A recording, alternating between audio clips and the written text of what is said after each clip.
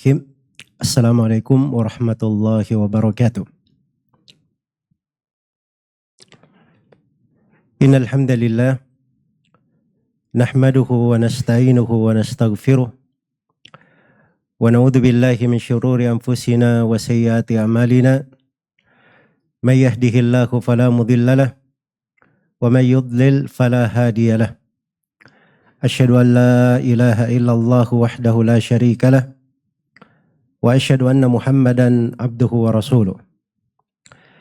Ya ayyuhalladzina amanu taqullaha haqqa tuqatih wa la tamutunna illa wa antum muslimun.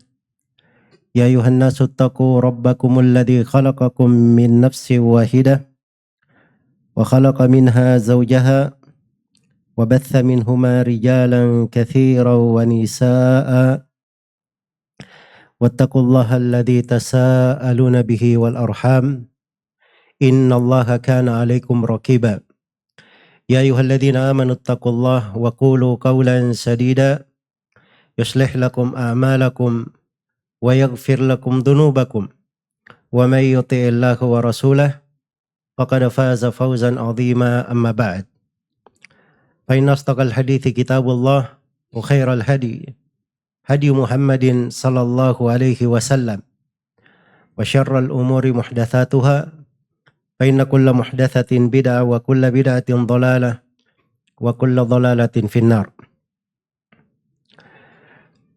Bapak-bapak dan ibu-ibu, ma'asyiral ikhwa wal akhwat rahimani wa rahimakumullah. Alhamdulillah, kita bersyukur kepada Allah Subhanahu wa taala atas segala karunia dan nikmat-Nya. Dialah Allah Subhanahu wa taala yang memberikan hidayah kepada kita semua atas nikmat Islam ini. Nikmat agama yang lurus, agama yang sempurna, yang telah Allah Subhanahu wa taala lengkapi untuk kita segala nikmat, telah dicukupkan segala karunia untuk kita semuanya. Sebagaimana ya Allah Subhanahu wa taala telah tegaskan di dalam Al-Qur'an, Al-yawma akmaltu lakum dinakum wa atmamtu alaikum ni'mati wa raditu lakumul Islam madina. Pada hari ini telah kusempurnakan agama kalian untuk kalian dan telah kucukupkan nikmatku atas kalian serta telah kuridai Islam terhadap kalian. Dan ini luar biasa dari kesempurnaan nikmat dan karunia Allah Subhanahu wa taala. Karena itu saya bermohon kepada Allah Subhanahu wa taala, semoga Allah menjaga kita semua di atas keislaman dan menguatkan kita di atas agama kita yang lurus ini dan membahagiakan kita semua dengan keislaman dan sunnah di kehidupan dunia ini, di sakaratul maut, di alam kubur, dan tatkala kita semua kembali kepada Allah Subhanahu wa taala. Kaum muslimin dan muslimat, hadirin dan hadirat rahimani wa rahimakumullah. Berbicara tentang kebahagiaan itu adalah pembicaraan yang dibicarakan oleh semua manusia. Karena kebahagiaan itu dambaan, keperluan hidup. Bahkan hal yang merupakan pokok kehidupan. Hanya saja banyak dari manusia berbicara tentang kebahagiaan itu hanya pada bagian-bagian tertentu dari kebahagiaan itu. Padahal pokok-pokok kebahagiaan itu diatur di dalam agama dengan pengaturan yang universal, sangat menyeluruh, dan sangat indah sekali. Karena itu kata para ulama, kebahagiaan itu ada 3 sebabnya.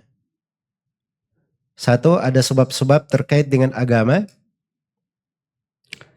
Yang kedua, ada sebab-sebab terkait dengan tabiat, hal yang lumrah dan biasa berjalan dalam kehidupan. Dan yang ketiga, ada sebab-sebab yang terkait dengan amalan-amalan, kegiatan-kegiatannya sendiri.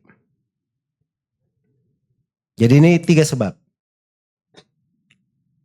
Hal yang merupakan tabiatnya, orang yang lahir di tengah kota, di kota besar, itu beda dengan orang yang lahir misalnya dia kenalnya laut atau sungai atau gunung. Iya.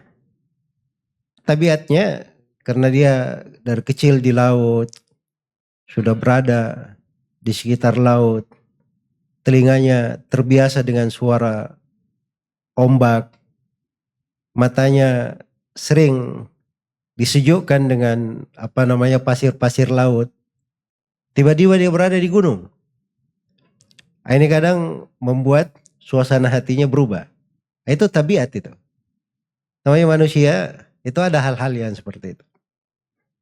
Baik. Ada hal-hal terkait dengan pekerjaan, amalan. Kita temukan ya ada orang yang kadang diberi pekerjaan, Masya Allah, bagus pekerjaannya. Tapi dia juga gajinya di situ bagus. Hanya saya dirinya itu nggak cocok dengan pekerjaan itu. Dia nggak merasa tenang, bahagia dengan hal tersebut. Iya. Tetapi subhanallah, sebab yang ketiga, yaitu sebab yang terkait dengan agama, itu bisa merubah kondisi apa saja yang dilakukan oleh seseorang. Dia berada di kondisi apa saja, di kondisi apapun, itu bisa merubahnya menjadi kebahagiaan lagi. Nah, inilah yang sebenarnya dikatakan dengan kebahagiaan yang hakiki. Iya. Makanya kalau mau lihat para sahabat itu, Nabi SAW dan para sahabatnya, mereka berhijrah, meninggalkan Mekah menuju kemana? Ke Madinah. Meninggalkan kampung halamannya, kota yang mereka lahir di situ. Mereka tinggalkan harta benda mereka. Pergi ke kota, namanya kota Madinah. Iya. Kira-kira ada sudut kebahagiaan yang hilang atau tidak? Ada yang hilang. Bahkan kalau kita lihat syair-syairnya para sahabat itu, kadang di sebagian malam mereka melantungkan kerinduannya, sampai jerami di Mekah saja mereka ingat gitu. Jerami di Mekah. Subhanallah. Saking rindunya. Tetapi itu semuanya, kebahagiaan itu tidak ada apa-apanya dibanding kebahagiaan mereka berhijrah. Tidak bisa dinilai kebahagiaan mereka itu bersama Rasulullah Sallallahu Alaihi Wasallam, menemani beliau, memperjuangkan agama, dibanding dengan sesuatu yang kadang tidak enak di hatinya, meninggalkan kampung halamannya.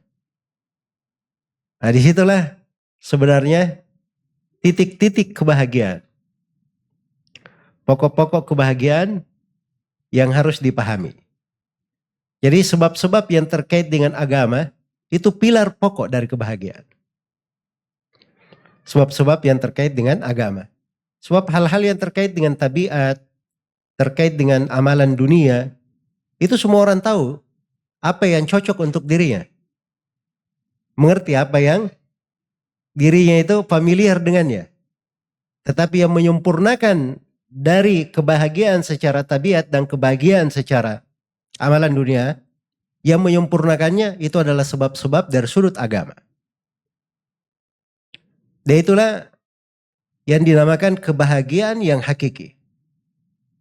Kebahagiaan yang hakiki. Iya, apa saja, walaupun itu kurang, kapan dikemas dengan sebab-sebab yang terkait dengan agama, sesuatu itu akan menjadi sangat berharga. sesuatu itu akan menjadi sangat berharga dan akan menjadi lebih indah. Bahkan lebih indah daripada dunia dan segala isinya. Dan ini kita akan bahasakan nanti pada sebagian bentuk kebahagiaan ini. Yang disebut lebih indah daripada dunia dan segala isinya. Karena itu kata sebagian ulama salaf rahimahumullahu ta'ala, di dunia ini ada sorga. Di dunia ini ada sorga. Siapa yang tidak masuk ke sorga dunia ini, dia tidak masuk ke sorga akhirat. Iya. Dan ini ucapan benar ya. Karena sorga dunia yang dia inginkan, itu adalah keislaman, keimanan, ketaatan. Dari tuntunan-tuntunan agama. Dan itu luar biasa kebahagiaan manusia di dalam hal tersebut. Karena itu di kajian ini saya akan memberi intisari dari pokok-pokok kebahagiaan yang semoga bisa menjadi pijakan untuk kita semua di dalam menjalani kehidupan ini. Dan saya akan sederhanakan dari pokok-pokok kebahagiaan ini dengan membacakan beberapa ayat dan beberapa hadits, dan dari situ saya akan simpulkan beberapa hal yang terkait dengan pilar-pilar kebahagiaan hidup ini. Dari pilar pokok dari kebahagiaan hidup, Allah Subhanahu wa ta'ala sebutkan di dalam Al-Quran. Di surah An-Nahl. Allah Subhanahu wa ta'ala berfirman di ayat 96. Allah Subhanahu wa ta'ala berfirman, "Man amila salihan min dzakarin aw untha wa huwa mu'min, falanuhyiyannahu hayatan thayyibah. Wa lanajziyannahum ajrahum bi ahsani ma kanu ya'malun." Barang siapa yang beramal salih, barang siapa yang beramal salih dari laki-laki maupun perempuan, dan dia adalah seorang mukmin, maka sungguh kami akan berikan kepadanya kehidupan yang thayyibah, kehidupan yang sangat baik, kehidupan yang sangat bahagia, kehidupan yang terindahnya. Itu kata thayyibah itu dari at-thayyib atau at-tib, sesuatu yang sangat indah sekali, harum, sangat bagus. Makanya diterjemah ke bahasa Indonesia itu bisa banyak makna. Karena seseorang yang dengannya dia tenang, merasa bahagia, itu hayatan thayyibah namanya. Hayatan thayyibah. Dan para ulama rahimahumullahu ta'ala ketika menafsirkan ayat ini, mereka sebutkan beberapa makna yang terkait dengan hayatan thayyibah. Dan itu akan saya terangkan nanti insyaallah ta'ala. Tapi di sini ada dua pokok dari pilar kebahagiaan hidup yang disebut di dalam ayat. Yang pertama, man amila salihan, siapa yang beramal dengan amalan yang salih. Wa huwa mu'min, dan dia adalah seorang mukmin. Iya. Jadi ini dua pilar dari kebahagiaan hidup. Keimanan dan amalan apa? Amalan salih. Amalan salih ini bagian dari keimanan. Amalan salih bagian dari apa? Keimanan. Iya. Tapi dikhususkan penyebutannya disebut bersama dengan keimanan, menunjukkan pentingnya. Menunjukkan pentingnya. Karena itu puluhan ayat. Innal ladzina amanu wa amilus shalihat. Sering kita baca kan? Sungguhnya orang yang beriman dan beramal salih. Dan di sini amalan soleh dikedepankan.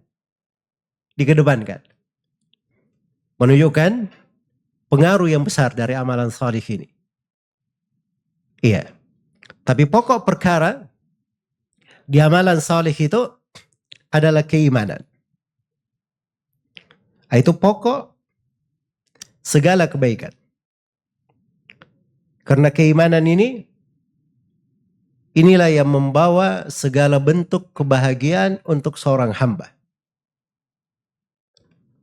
Kita duduk seperti ini. Ini bagian dari keimanan juga namanya. Karena itu sebagian dari as-salaf ada yang berkata kalau mengajak ke majelis ilmu atau majelis dzikir, dia katakan ta'alau nu'min sa'atan. Ayo kita sama-sama. Kita beriman satu saat. Maksudnya bertambah apa? Bertambah keimanan. Iman itu, agama semuanya adalah iman. Agama semuanya adalah keimanan. Karena itu Nabi SAW bersabda, al-imanu bid'un wa sab'una syu'bah. Iman itu adalah 70 cabang lebih. Lebihnya berapa? Itu dibahasakan dengan bahasa bid'ah. Al-bid'ah itu antara 3 sampai 9. Makanya kadang dibahasakan bebas ya. Iman itu 73 sampai 79 cabang. Begitu bahasa bebasnya. Jadi iman ini banyak cabangnya. Lebih 70. Nabi beri 3 contoh. Kata beliau, alaha qaulu la ilaha illallah. Paling tinggi dari cabang keimanan itu adalah ucapan la ilaha illallah. Paling bawahnya adalah imatatul adha anit tariq, menyingkirkan gangguan dari jalan. Wal haya'u syu'batun minal iman. Dan rasa malu adalah bagian dari keimanan. Diberi oleh Nabi SAW 3 contoh dari lebih 70 cabang ini. Mewakili. Karena iman itu ada yang terkait dengan ucapan. Itu ucapan la ilaha illallah. Ada yang terkait dengan lisan. Dan iman itu ada yang terkait dengan amalan. Menyingkirkan gangguan dari jalan. Itu kan amalan. Dan iman itu ada yang terkait dengan hati. Karena rasa malu, di mana tempatnya rasa malu? Rasa malu tempatnya di hati. Betul, pengaruhnya kelihatan di badan, di tubuh. Kalau orang malu kadang memerah wajahnya gitu kan. Dia pemalu kelihatan dari gerak-geriknya. Makannya nggak banyak ya kan. Jalannya juga terlihat. Nah, itu pengaruh dari malu yang ada di mana? Di hati. Tapi kalau di hatinya nggak ada malu, itu nggak kelihatan di badannya. Jadi dia sebenarnya amalan hati. Nah, 3 hal ini dari pokok keimanan. Disitulah bercabang banyak sekali dari keimanan. Apalagi di hati ini, subhanallah. Disitulah dari pokok-pokok kebahagiaan. Makanya iman itu luas, sangat luas sekali. Iman itu ada rukunnya. Itulah yang disebut dengan nama rukun apa? Rukun iman. Ada berapa rukun iman? Ada 6. Kata Nabi SAW, antu'mina billahi wa malaikatihi wa kutubihi wa rusulihi wal yaumil akhir wa tu'mina bil qadari khairihi wa syarrih. Iman itu adalah engkau beriman kepada Allah, kepada kitab-kitabnya, para malaikatnya, para rasulnya, dan engkau beriman kepada hari akhirat, serta engkau beriman kepada takdir yang baik dan yang buruk. Itu namanya rukun iman. Iya. Selain daripada rukun iman ini, itu disebut namanya syu'abul iman, cabang-cabang iman. Makanya dalam Al-Quran, iman itu diibaratkan seperti pohon. Alam tara kaifa daraballahu mathalan kalimatan thayyibatan kasyajaratin thayyibah. Asluha thabitu wa far'uha fis sama. Tidakkah engkau melihat bagaimana Allah membuat perumpamaan kalimat thayyibah? Kalimat namanya saja thayyibah, subhanallah. Kalimat yang sangat baik, kalimat yang sangat membahagiakan, kalimat yang sangat indah. Itulah kalimat la ilaha illallah. Itulah keimanan. Seperti pohon yang baik. Pokoknya itu sangat dalam sekali ke bumi, kuat sekali. Akarnya ke bumi. Pokoknya menjulang ke langit. Menjulang ke langit. Nah ini keimanan bukan sembarang pohon. Tidak ada pohon yang semisal dengan itu. Tu'ti ukulaha kulla hinin bi'idni rabbiha. Pohon ini memberi buahnya di setiap waktu. Iya. Beda dengan pohon-pohon yang kita lihat ya. Musim mangga setiap waktu ada musimnya. Iya. Manggis jangan cari kalau tidak di musimnya. Kan begitu. Jambu ada musimnya. Semuanya ada musimnya. Iya. Ada musimnya. Tapi ini pohon setiap musim ada. Setiap waktu ada. Terus bedanya lagi kalau pohon di dunia ini. Pohon mangga buahnya cuma mangga. Pohon jambu buahnya cuma apa? Jambu. Kalau ada pohon jambu buahnya nangka, lansat dengan ini. Oh Masya Allah. Gempar dunia ini. Dan pohon yang seperti itu cuman ada di pohon keimanan. Dia memberi setiap buah, segala buah ada di keimanan itu. Nah, ini indahnya iman. Indahnya dari keimanan. Jadi ibaratkan seperti itu dari sudut keindahan, sebab itu juga berpengaruh di akhirat. Karena itulah penduduk sorga itu dari keistimewaan mereka itu mendapatkan pepohonan di sorga. Pepohonan di sorga itu kita tidak perlu jolok-jolok kata ya. Untuk apa namanya dapat buahnya. Apalagi dilemparin. Ya. Begitu mau sesuatu pohonnya itu mendekat. Mendatangkan buah tersebut. Itu keimanan itu. Indahnya keimanan di dunia dan diberi pahala balasan yang sangat indah di akhirat. Sampai balasannya di akhirat itu hal-hal yang kadang tidak pernah dibayangkan di dunia. Karena itu kata Nabi SAW, fiha ma la aynun ra'at, wala udhunun sami'at, wala khatar fi qalbi bashar. Di sorga itu ada sesuatu yang tidak pernah dilihat oleh mata. Tidak pernah didengar oleh telinga. Bahkan tidak pernah terlintas di benak. Terlintasnya tidak pernah. Itu ada kenikmatan-kenikmatan itu di sorga. Jadi kalau ada kesamaan dalam penamaan, itu cuman sama di dalam nama saja. Hakikatnya berbeda. Hakikatnya berbeda. Karena itu keimanan penuh dengan keindahan. Penuh dengan kebaikan. Keimanan inilah yang membuat kehidupan seseorang itu berbeda dengan yang lainnya. Dan kebahagiaan seseorang di dalam keimanan itu berjenjang sesuai dengan kekuatan imannya. Sesuai dengan kekuatan imannya. Iya, saya beri satu contoh. Supaya kita lihat bagaimana keimanan ini. Ujian dan cobaan. Iya kan? Ujian dan apa? Cobaan. Kalau kita dapat ujian dan cobaan, Masya Allah ya. Pahit itu ujian dan cobaan. Sudah berlalu tapi masih diingat juga kadang. Iya. Tapi para nabi dan para rasul beda. Dapat ujian dan cobaan, justru dikatakan di dalam hadits, kanu yafrahuna bil bala'i kama tafrahuna bil raha. Adalah para nabi itu mereka bergembira dengan cobaan sebagaimana kalian bergembira kalau dapat kemudahan. Ya, kalau kita dapat kemudahan, dapat nikmat, Masya Allah, berseri-seri. Kadang sak kampung bisa lihat tuh kegembiraan. Tapi kalau kena ujian, wah Masya Allah juga ya. Tapi para nabi subhanallah mereka bergembira dengan ujian, cobaan. Sebagaimana kita bergembira dengan apa? Dengan nikmat. Itu tingkat keimanan berpengaruh. Pengaruh dari apa? Keimanan.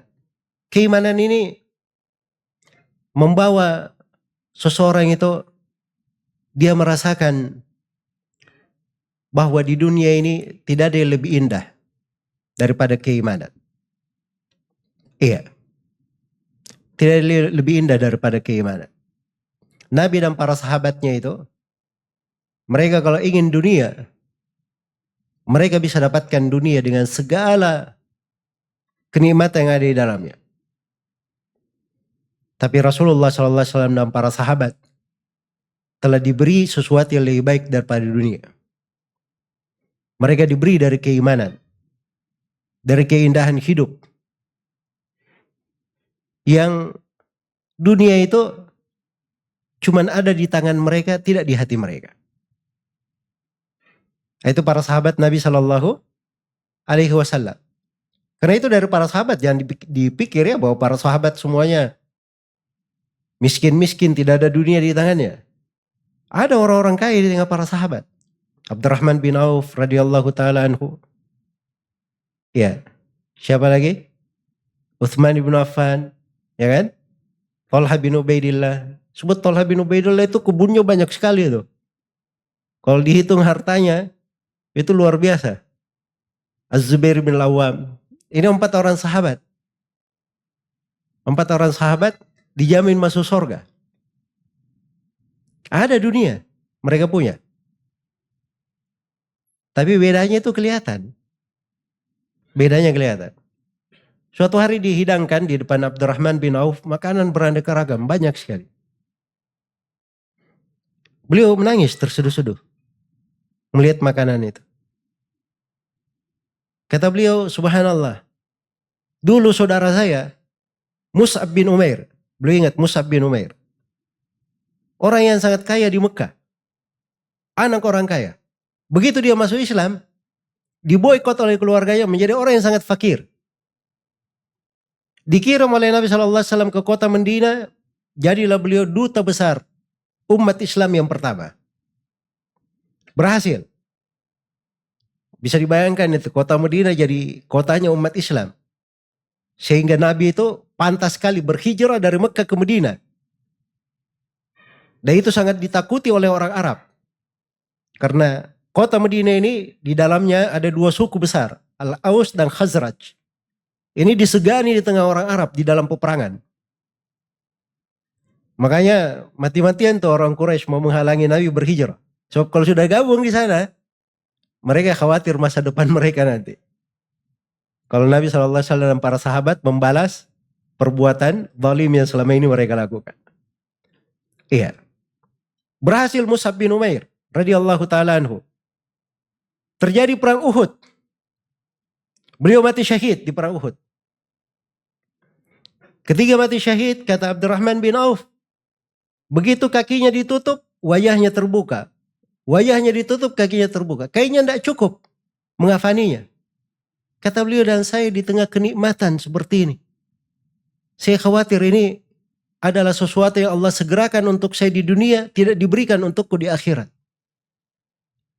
Nah, itu cara memandang mereka. Karena di hati mereka itu sudah ada kebahagiaan tersendiri. Di hati mereka. Nah, ini kebahagiaan yang seperti ini yang perlu kita miliki. Dan itu dari keimanan. Disebutkan oleh Al-Hafidz Ibn Rajab rahimahullahu ta'ala bahwa ada seorang syekh, seorang guru yang salih. Dia datang di tengah majelis mengajari murid-muridnya. Tiba-tiba dari gunung itu turun kambing gunung. Turun. Langsung dia datang ke majelis itu, lewati depan syekh, kemudian bersimpuh. Dia julurkan kepalanya begini, siap disembelih. Iya. Ini kambing gunung ini, orang kejar saja belum tentu bisa dapat. Tiba-tiba kambing gunungnya datang bersimpuh di depannya, siap untuk disembelih. Iya. Kalau ini di golongan-golongan lain ini dibilang apa ini? Karomah luar biasa guru ini ya. Kan begitu. Tapi lihat guru ini apa yang terjadi padanya. Gemetaran. Gemetaran dia. Kelihatan di wajahnya. Ditanya oleh murid-muridnya, ya Syekh ada apa? Kata beliau tadi, saya ketika keluar dari rumah untuk mengajar di sini, terbesik di hati saya. Saya ingin makan kambing gunung. Cuman lewat aja di hatinya, subhanallah. Ingin makan kambing gunung. Hadir betul kambingnya di depannya. Tapi bersamaan dengan itu dia gemetar. Dia, wah ini Masya Allah, memang Alhamdulillah. Allah banyak beri rezeki kepada saya ini. Ya kalau kita kan seperti itu kan. Ya. Ini dia tidak gemetar. Apa yang dia pikirkan?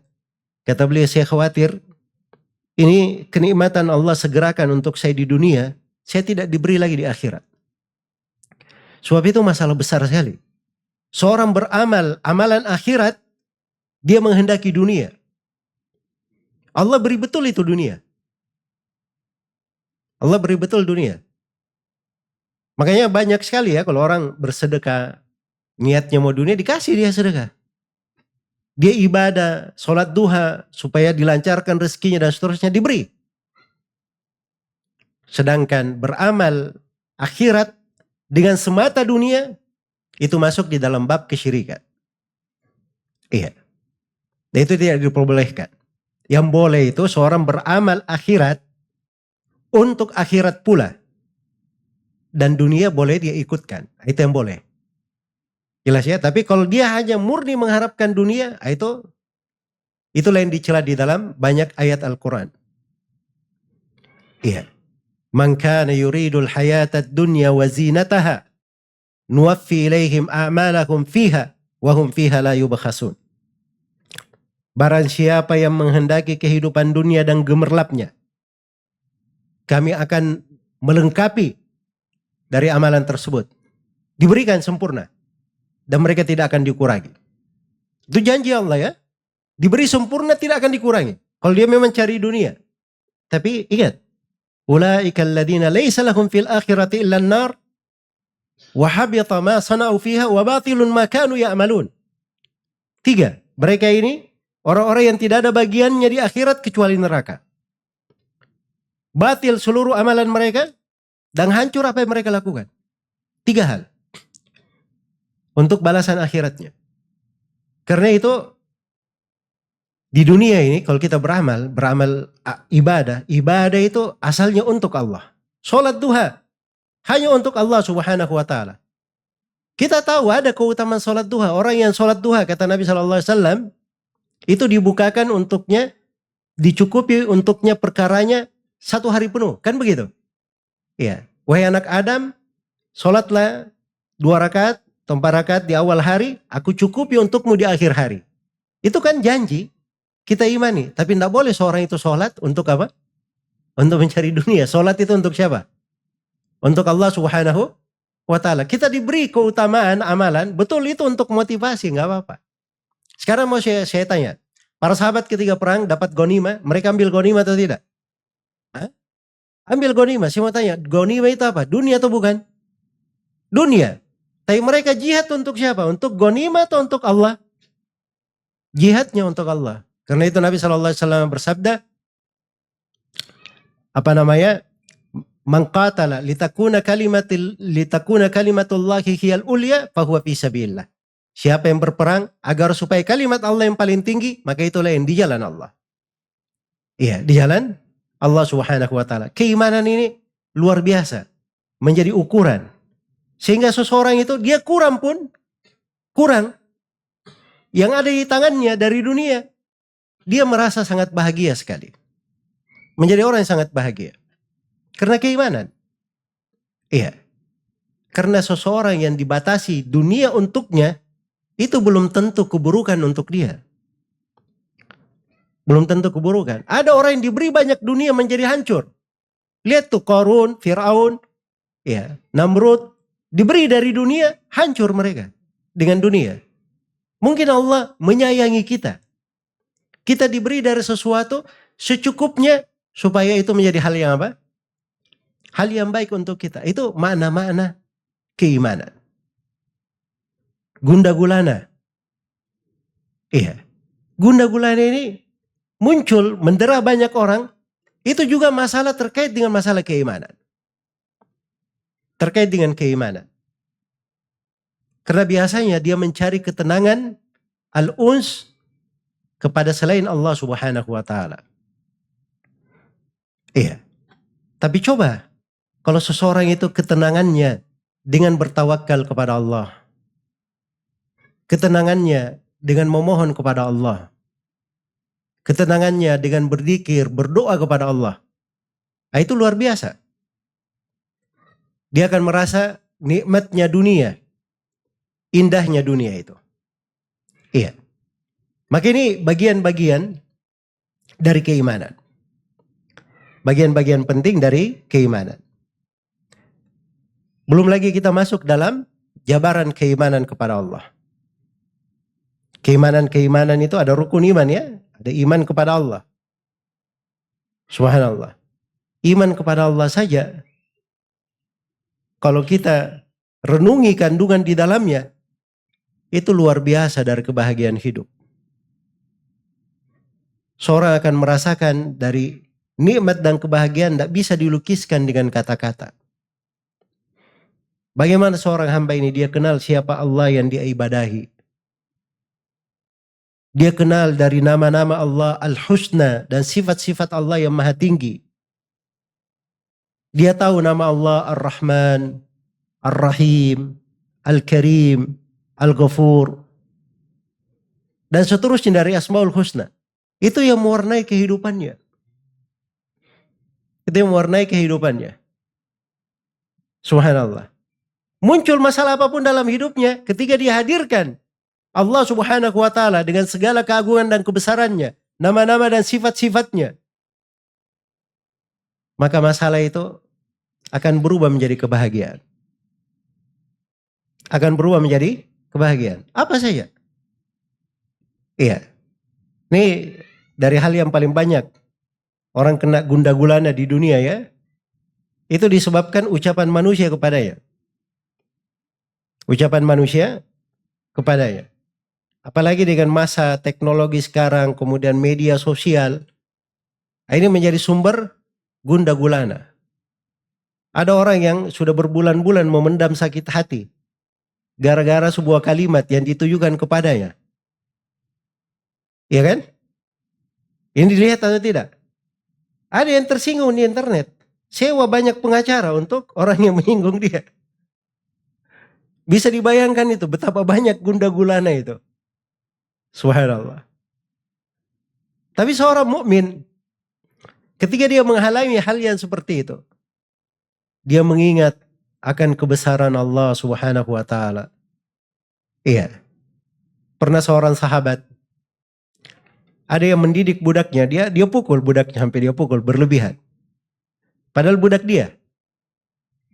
Iya. Maka Nabi SAW melihatnya. Kemudian beliau berkata, tahukah kamu bahwa Allah Subhanahu wa Ta'ala aqdaru alaika mink? Itu lebih mampu menyiksa kamu seperti melebihi kamu menyiksa budak ini. Langsung gemetaran sahabat ini radhiyallahu taala anhu. Beliau berkata, ya Rasulullah, persaksikan, ini budak saya sudah bebaskan. Langsung dia merdekakan. Iya. Subhanallah, dihadirkan ke hatinya dari kebesaran Allah, dan itu langsung merubah segalanya. Memadamkan dari api amarahnya, langsung berubah menjadi ketaatan. Dia memerdekakan seorang budak. Lantaran diingatkan salah satu sifat dari sifat-sifat Allah yang agung. Iya. Banyak masalah yang terjadi. Tapi begitu seorang hamba dia ingat Ar-Rahman, Ar-Rahim. Betapa luas rahmat Allah, karunia Allah Subhanahu wa Ta'ala. Apa yang dia khawatirkan? Iya. Dan mungkin saja musibah yang menimpa dia sekarang ini memang dohirnya pahit, tapi di belakangnya rahmat untuk dia. Mungkin. Mungkin menjadi penggugur dosa-dosanya. Mungkin membuat dia introspeksi diri. Atau mungkin itu akan mengangkat derajatnya. Memberikan berbagai pahala untuknya. Nah, ini sudut-sudut kebahagiaan hidup. Tidak ditemukan kecuali di dalam apa? Keimanan. Karena itu Nabi SAW bersabda di dalam hadits Suhaib bin Sinan Ar-Rumi radhiyallahu anhu di Sahih Muslim, kata beliau, ajaban li amril mu'min, inna amrahu kullahu lahu khair, wa laysa dhalika li ahadin illa lil mu'min. sangat menakjubkan perkara seorang mukmin itu. Seluruh perkaranya berubah menjadi kebaikan untuknya. Akan menjadi kebaikan untuknya. Dan ini tidak akan terjadi kecuali untuk seorang mukmin saja. Perhatikan. Tidak akan terjadi kecuali untuk siapa? Seorang mukmin saja. Bagaimana itu? In asabathu sarra syakar fakana khairallah. Kalau dia dapat kesenangan, ada pintu ibadah namanya bersyukur. Maka kebaikan pula yang dia dapatkan. Wa in asabathu dharra sabar fakana khairallah. Kalau ditimpa oleh bahaya, ada pintu ibadah lagi di situ namanya sabar. Kalau dia bersabar, baik lagi yang dia dapatkan. Apa bedanya? Mau kena ujian, mau dapat nikmat, yang penting pintu ibadahnya ada. Ada pintu syukur, pintu sabar. Dia berada di mana saja dari dua pintu ini, dia selalu dapat kebaikan. Selalu dapat apa? Kebaikan. Karena itu seorang mukmin, keimanannya itu membawanya kepada hal yang menakjubkan. Hal yang menakjubkan. Itulah yang membuat para nabi dan para rasul, para sahabat Rasulullah SAW, orang-orang yang salih, kehidupannya itu kehidupan yang tidak mengenal penderitaan. Kalau ada ujian, ujian itu dianggap sebagai nikmat. Bisa berubah menjadi pahala.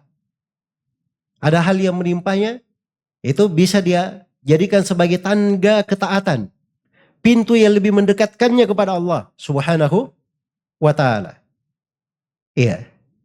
Tapi di sini, di tengahnya ini ada pintu kebahagiaan lain. Yang merupakan pijakan seseorang mendapatkan keimanan. Pintu ini namanya pintu ilmu agama. Karena itu dari pilar pokok kebahagiaan hidup adalah seorang mempelajari ilmu agama. Ilmu agama itu dari sudut ilmunya sendiri sudah membuat orang bahagia. Ilmunya sendiri kita pelajari itu sudah bahagia. Dari sudut seseorang menyandang ilmu, dia adalah orang yang paling berbahagia. Dari sudut pengaruh-pengaruh ilmu yang dia ketahui, itu dia berbahagia lagi. Kemudian dari sudut manfaat ilmu itu di tengah manusia, itu kebahagiaan yang lain. Makanya wajar ya kalau disebutkan dari Al-Hasan Al-Basri, Ibrahim bin Adham, dan selainnya mereka katakan innana fi sa'adah law ya'lamul muluku wa abna'ul muluki ma nahnu fiha lajaladuna 'alaiha bisuyuf. Kita ini dalam kebahagiaan. Andai kata raja-raja dan anak-anak raja mengetahui kebahagiaan yang kita berada di dalamnya, mereka akan cambuk kita dengan pedang-pedangnya. Iri akan kebahagiaan di tengah ahli hadits. Iya. Dan itu kebahagiaan luar biasa itu. Kita tidak pernah membayangkan ya. Ada dua orang imam ketemu di pintu Masjidil Haram. Ketemu di pintu Masjidil Haram. Iya. Kemudian mudzakarah. Yang satu bilang saya telah mendapatkan riwayat-riwayat di bab sholat begini dan begini dan begini dan begini. Temannya bilang saya juga punya bab itu. Saya meriwayatkannya dari jalur begini dan begini dan begini. Terus tidak terasa sudah adzan sholat subuh. Mereka masih bicara-bicara berdua. Iya. Perhatikan ini dari kebahagiaan yang membuat mereka lupa. Subhanallah. Bahwa ini mereka sedang di dunia. Ya, lupa belum tidur. Bahkan badai mungkin belum makan malam kali. Jelas ya? Tapi mudzakarah, subhanallah. Ya, kemarin ada tamu Syekh Muhammad bin Zaid bin Muhammad bin Hadi Al-Madakhali. Putra sulung dari guru kami, Syekh Zaid bin Muhammad bin Hadi. Syekh Zaid ini rahimahullah, beliau dari ulama senior dan disegani di wilayah selatan Saudi Arabia. Ya, saya kemarin tanya ke putra beliau Syekh Muhammad. Sebenarnya Syekh Zaid itu kenapa beliau Kalau menulis bait-bait syair cepat sekali dan banyak sekali syair-syair yang beliau buat. Kata beliau kata anaknya Syekh Muhammad, ayah saya pernah beliau sakit dan beliau ditanya tentang sesuatu masalah, beliau tulis di atas ranjang sakitnya lebih 400 bait syair. Seakan-akan dia tidak merasa sakit. Subhanallah.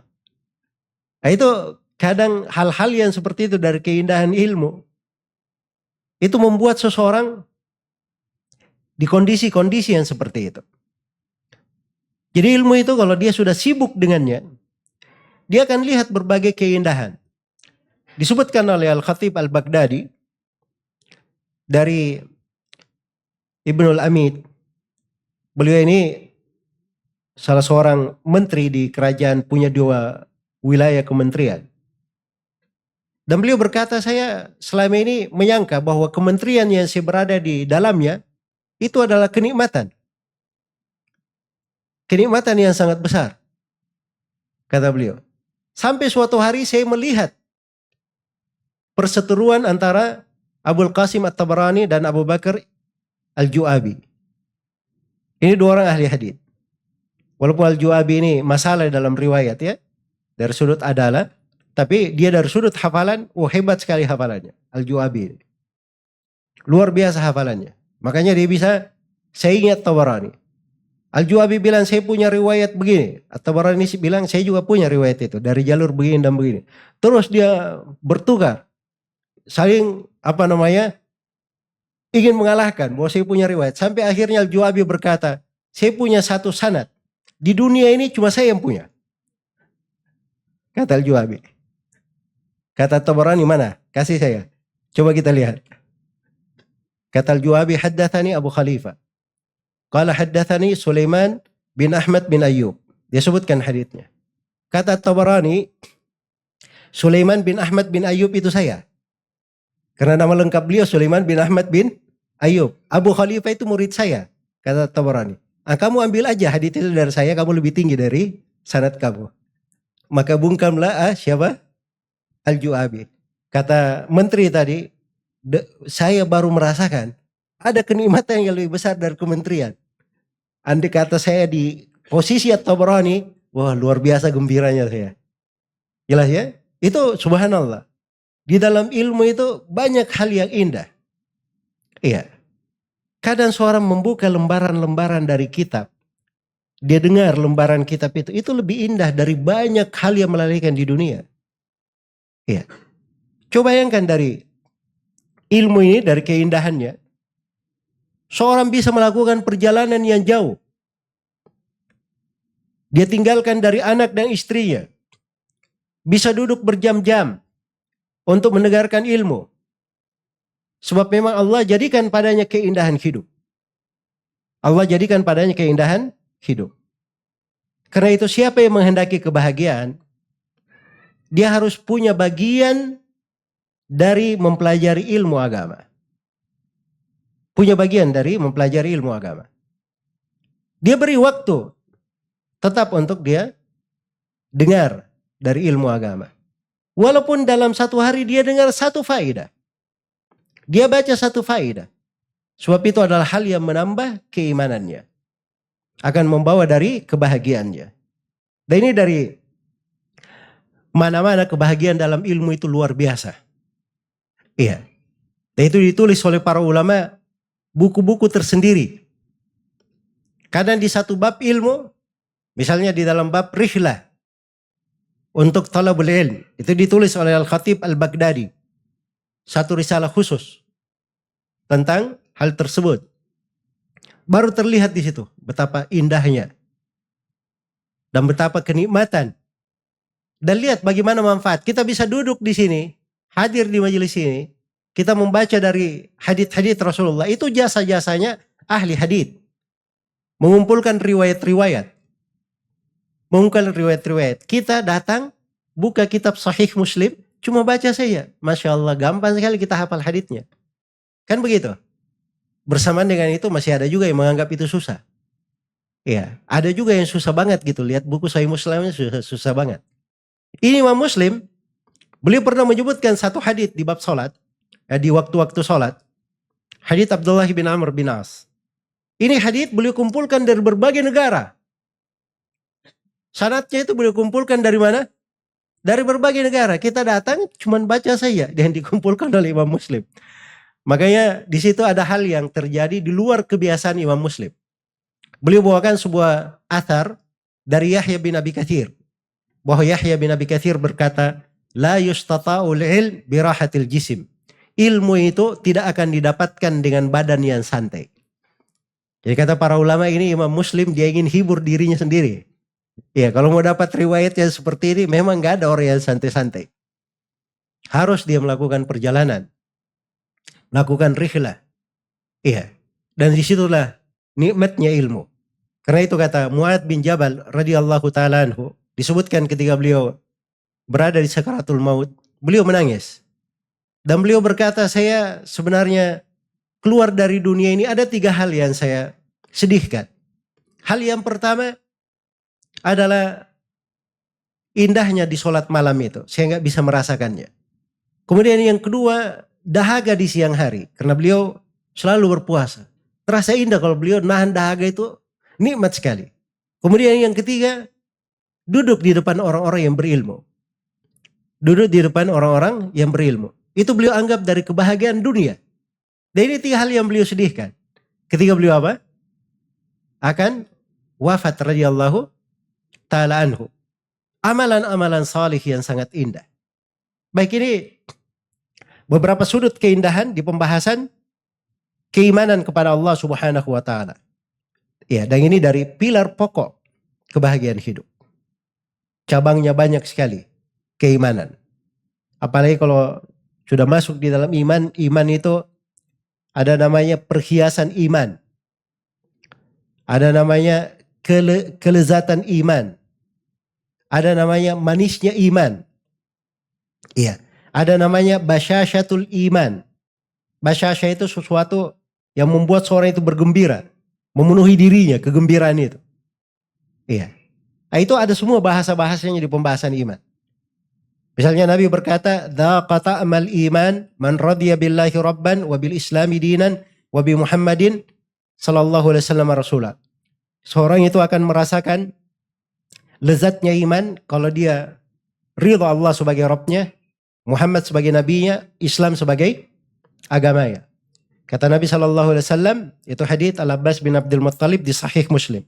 Dan di dalam hadits Abu Hurairah di riwayat Bukhari dan Muslim, Rasulullah sallallahu alaihi wasallam bersabda, "Thalathun man kunna fihi wajada bihinna halawatal iman." Ada 3 perkara. Siapa yang 3 perkara ini ada pada dirinya, dia pasti akan mendapatkan manisnya iman. Yang pertama, yakunallahu wa rasuluhu ahabba ilaihi mimma siwahuma. Hendaknya Allah dan Rasulnya yang paling dia cintai, melebihi keduanya.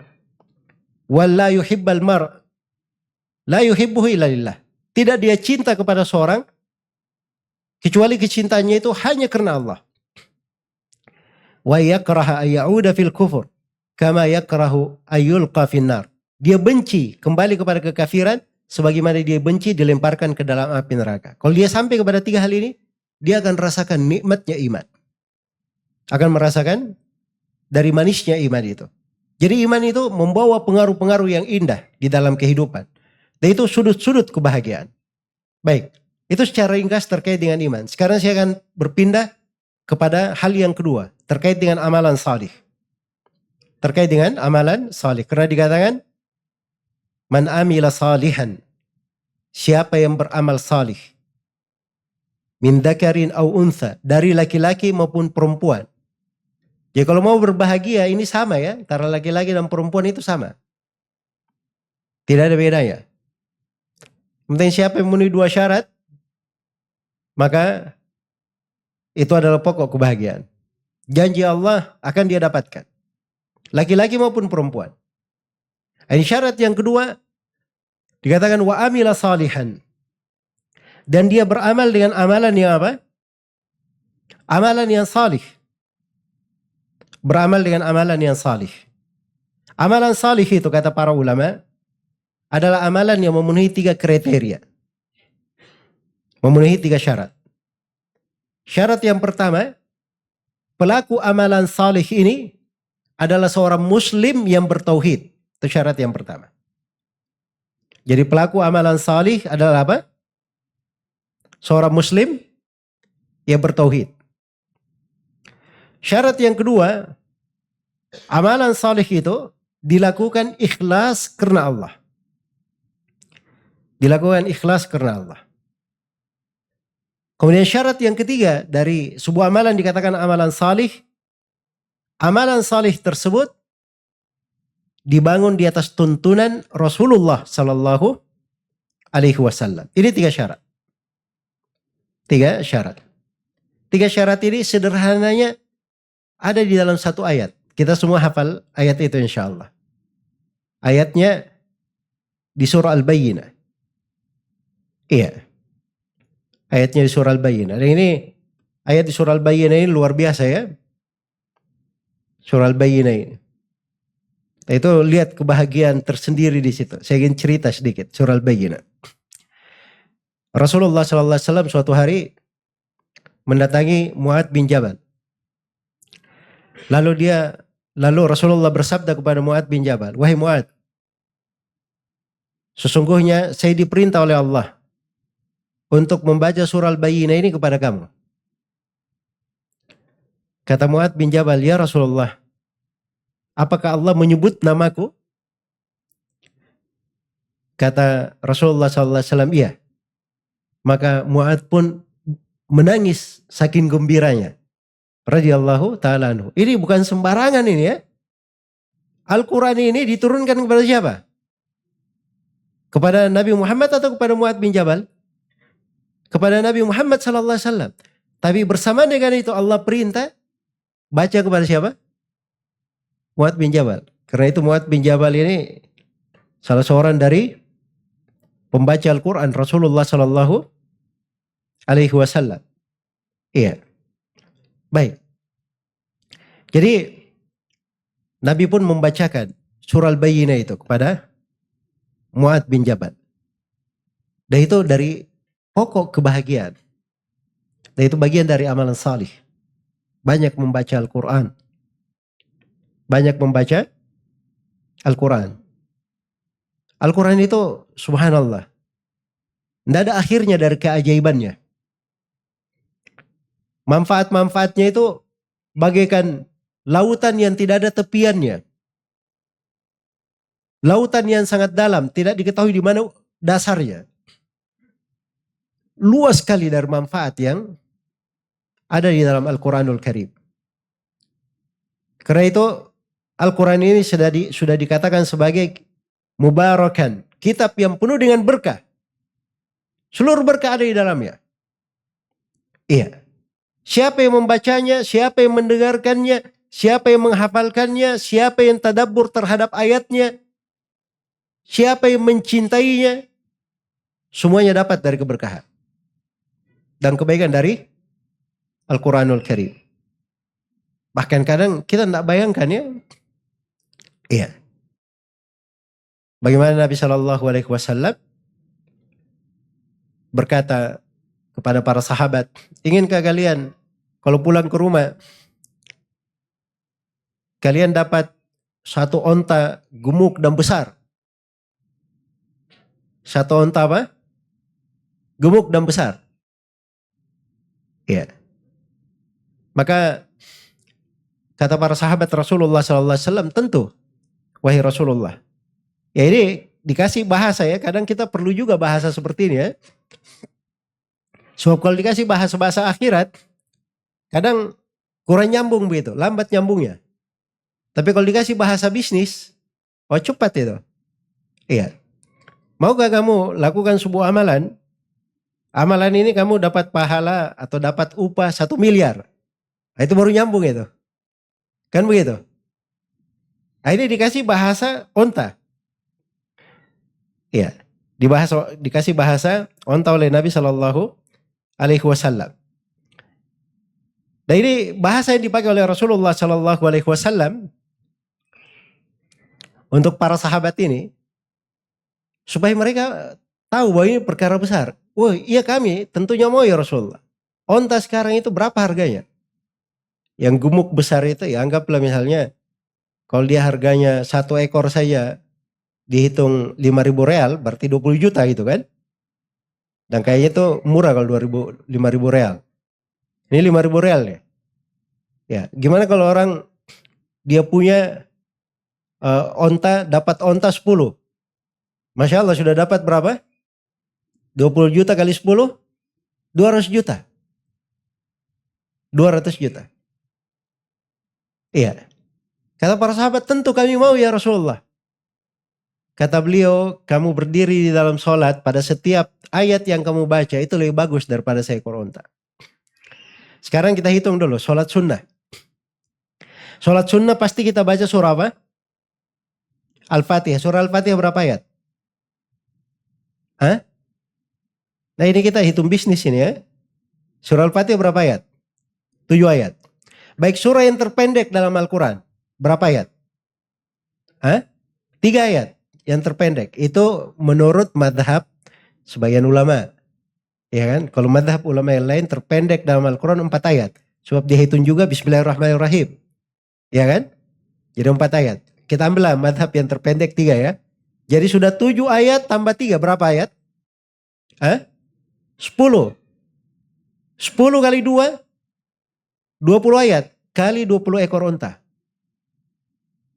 20 ekor kali 20 juta. 400 juta. 2 rakaat ringan 400 juta. Kira-kira gimana? Happy atau tidak antum? Ya. Begitu kan sebenarnya kalau hitungan-hitungan dunianya. Tapi kadang subhanallah kita kurang memikirkan. Ternyata banyak sekali dari manfaat dan kebaikan. Kalau kita melakukannya. 2 rakaat sunnah ini sebelum subuh. Lebih hebat lagi. Kata Nabi SAW, rakaat al-fajri khairun minad dunya wa ma fiha. Di Sahih Muslim dari Aisyah radhiyallahu anha, Rasulullah SAW bersabda, 2 rakaat sunnah sebelum sholat subuh itu lebih baik daripada dunia dan segala isinya. Ini sholat sunnahnya. Sholat sunnahnya. Saya mau tanya, kira-kira sholat wajibnya kayak bagaimana? Ini baru sholat sunnahnya ini. Iya. Karena itu dari amalan soleh ini, membaca Al-Quran itu luar biasa dari kebaikan-kebaikan yang Allah Subhanahu wa Ta'ala berikan untuk seorang hamba di dalamnya. Dan itu kebahagiaan-kebahagiaan tersendiri. Karena itu dikatakan di dalam ayat, man amila salihan min dzakarin aw untha wa huwa mu'min. Barang siapa yang beramal salih dari laki-laki maupun perempuan. Amalan salih, perhatikan. Amalan salih itu banyak sekali, subhanallah. Banyak sekali dari amalan salih. Tapi harusnya seorang muslim dan muslimah itu dia punya dari amalan salih yang selalu dia jaga, selalu dia pelihara, dan itu prinsip hidupnya. Kalau dia punya sampai kepada titik ini, iya, itu luar biasa dari kebahagiaan hidup itu.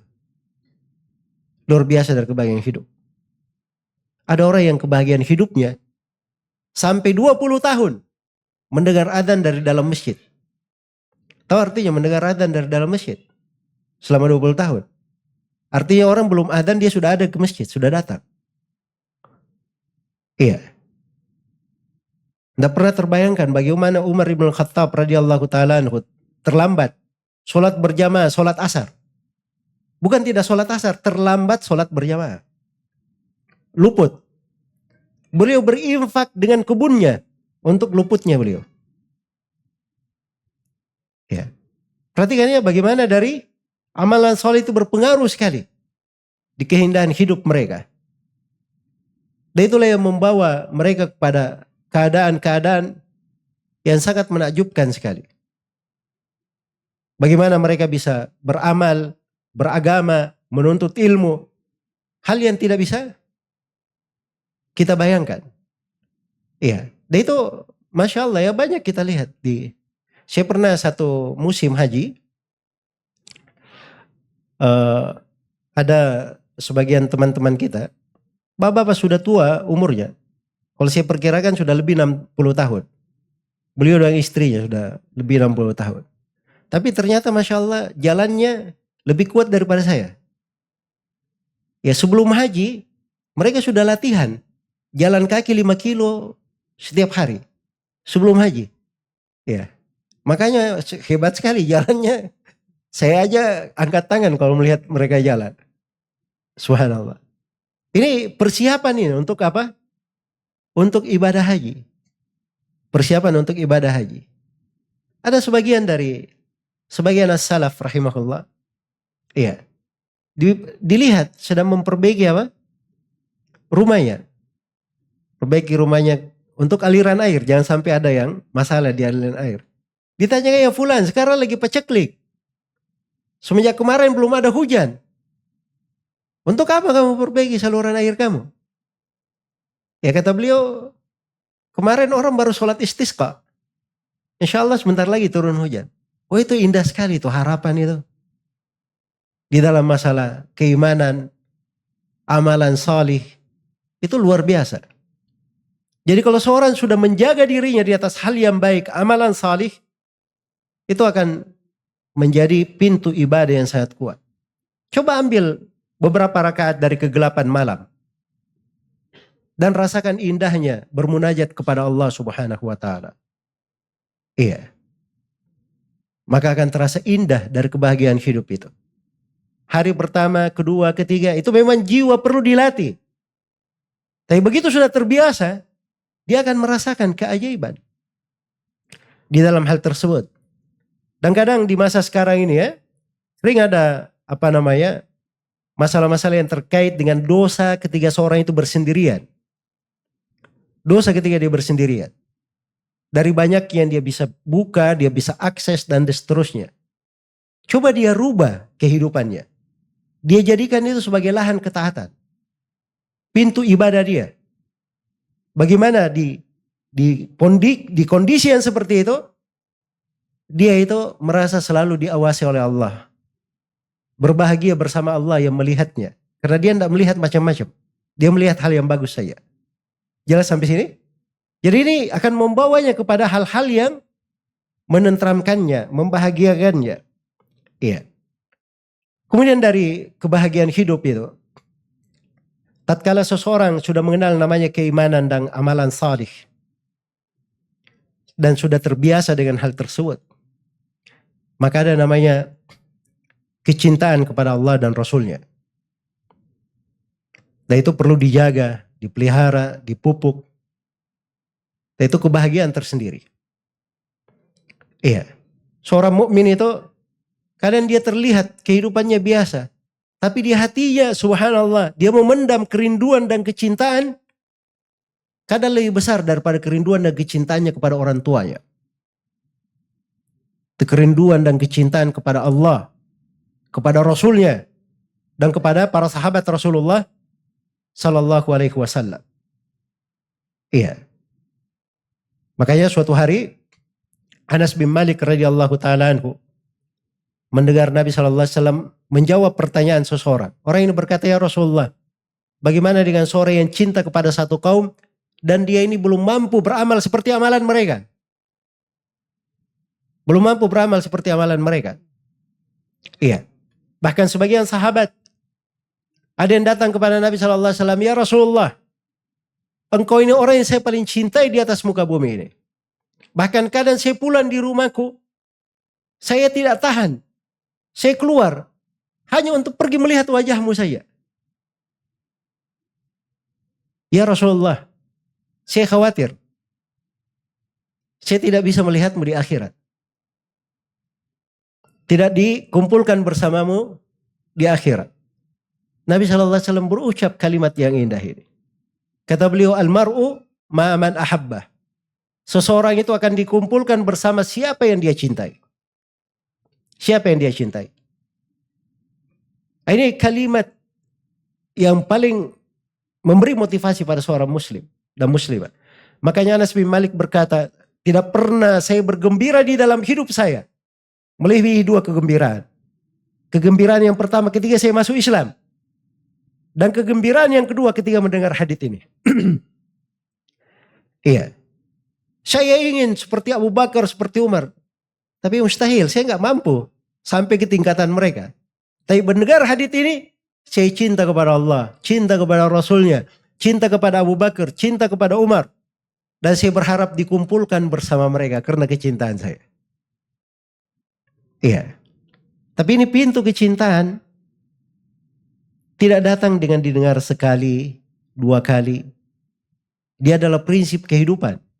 Orang yang cinta itu ada buktinya. Ada buktinya kalau dia cinta. Wah, ana cinta kepada Allah dan Rasulnya. Iya, saya juga cinta kepada Abu Bakar dan Umar. Tidak ada dia pelajari tentang agama Allah, agama Rasulnya.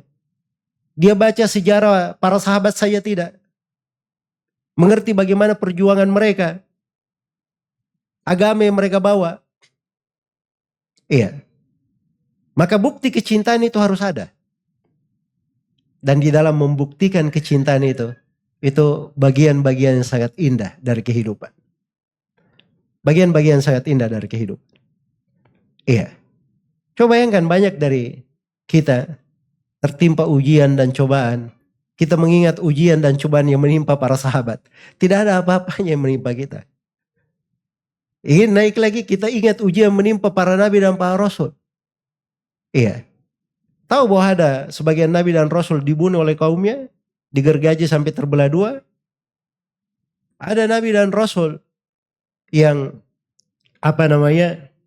dilempari oleh kaumnya. Itu ada. Jadi kalau diingat semua itu akan meringankan dari kehidupan, membawa mana-mana yang sangat membahagiakan.